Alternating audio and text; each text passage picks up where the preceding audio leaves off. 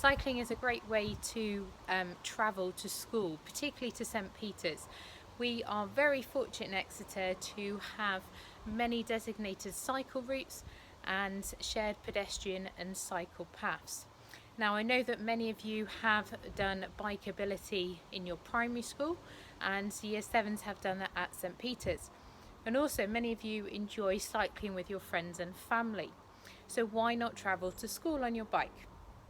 Now, before setting off, there are a few things that you need to check. Number 1, your brakes. 2, your tyres. And 3, your gears.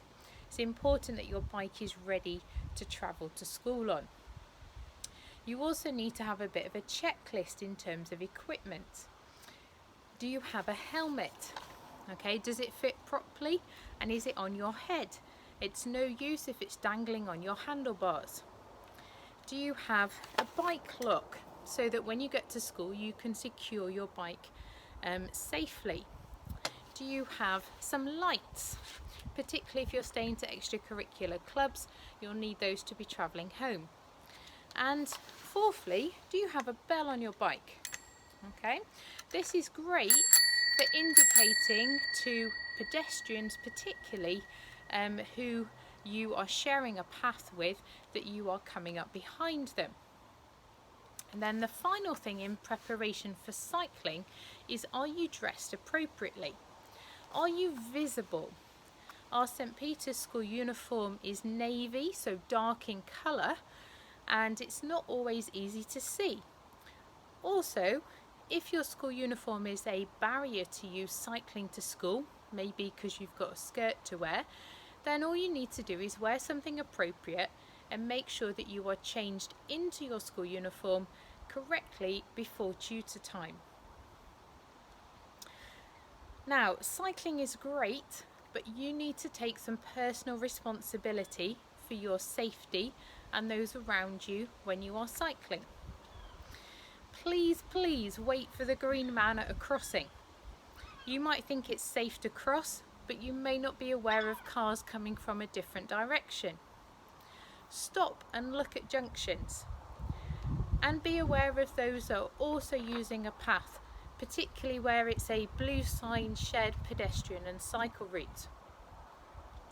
Now, here is a possible route for you to try into school from where you live.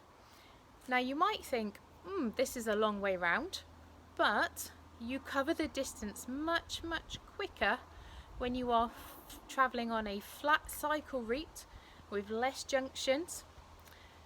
And also, one thing to remember is, if you cycled uphill on the way to school, that means you get a nice downhill on the way home. So get a group of friends together and go out for a ride and check out your cycle route to school.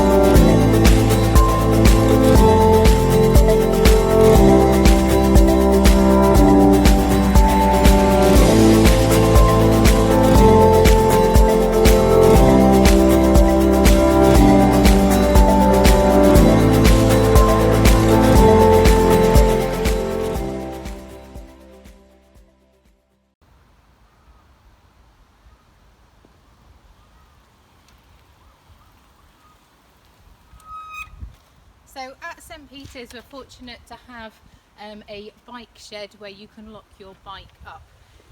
As you can see, the sign says all items are left entirely at the owner's risk. During the day the bike shed is locked and you can access the key from main reception if you need to leave for any reason. The main office also have a few essential repair items, so there is a pump and there are some bike tools in case you need to adjust anything once you've got to school. Now, coming into the bike shed, it's important that we lock our bike securely.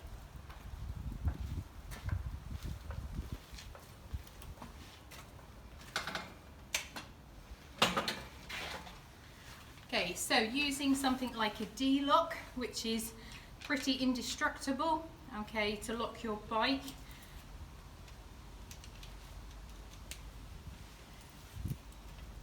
Making sure that it goes through the post, the wheel and through the frame so that you can then lock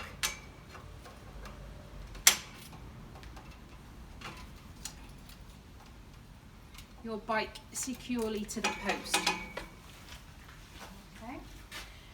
Remember to take anything else off your bike during the day, so if you've got your lights on your bike you need to take that off, any water bottles and your helmet as well. You can take that into school and pop it in your locker to stay there during the day.